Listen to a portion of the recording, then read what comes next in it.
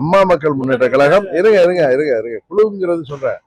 எங்களை தவிர்த்து விட்டு எந்த ஒரு கூட்டணியும் ஆட்சி அமைக்க முடியாத அரசியல் சூழ்நிலை தான் இன்றைக்கு தமிழ்நாட்டில் இருக்குங்கிறது உங்களுக்கு தெரியும். அதுக்கு காரணம் எனது எத்தனையோ சோதனைகளையும் தாண்டி என்னோடு பயணிக்கின்ற லட்சம் லட்சம் தொண்டர்களும் அவர்களை வழிநடத்துகின்ற நிர்வாகிகள் தான் காரணம்.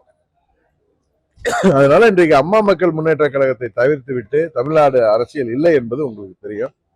21 தேர்தலையும் ஆட்சிக்கு யார் வர வேண்டும் என்பதை தீர்மானிக்கின்ற சக்தியாக இருந்தோம்.